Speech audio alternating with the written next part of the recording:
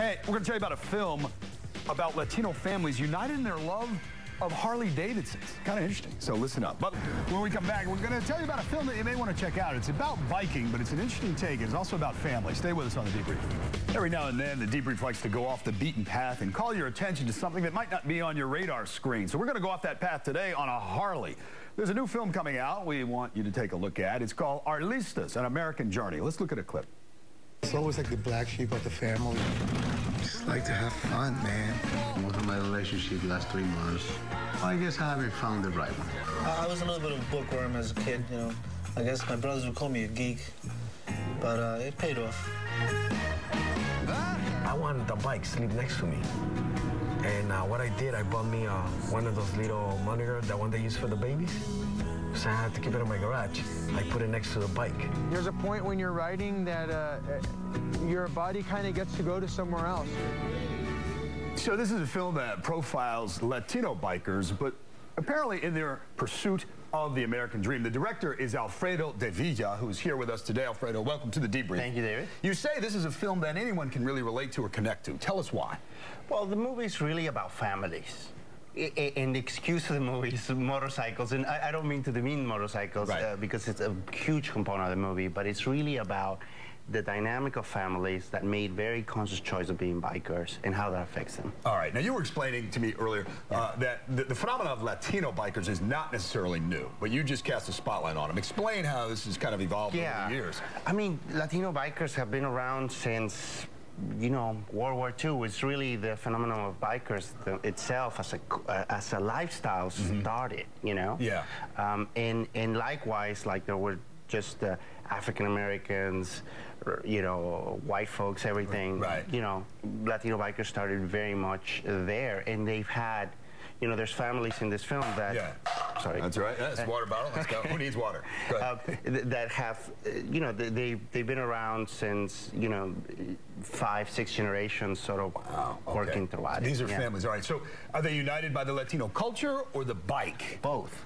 See, that's what's interesting. Bikes, I think, supersedes ethnicity. I mean, it's bigger. It's something. It's a lifestyle that's so powerful that connects people so strongly, especially Harley Davidson bikes, which is really all my families are Harley Davidson bikers, and and it's kind of really interesting to sort of get the whole American mystique, American dream of the bike into the film. You know.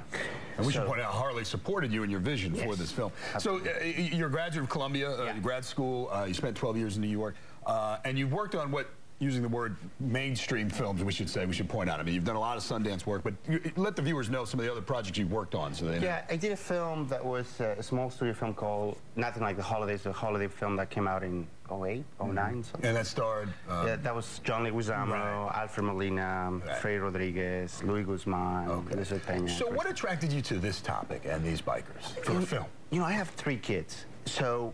And they're all young, and I think consciously or unconsciously, it's always been in my realm of consciousness, you know, I'm attracted to subject matters that what's at stake in the story is something to do with family. And I'm fascinated by it, and that's how the idea came about. How could I sort of see families in different parts of the country that were united by ethnicity and by their passion for Harley Davidson motorcycles. Right.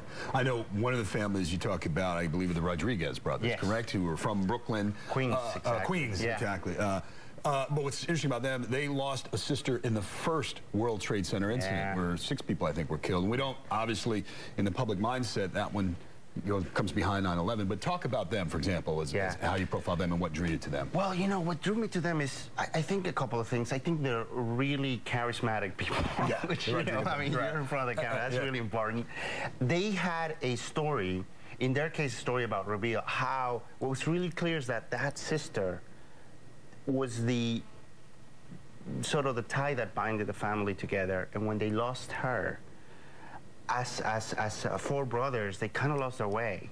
And what brought them back together is motorcycles. And it was a way to kind of memorialize their sister through a journey they go to South Dakota and Sturgis. Wow.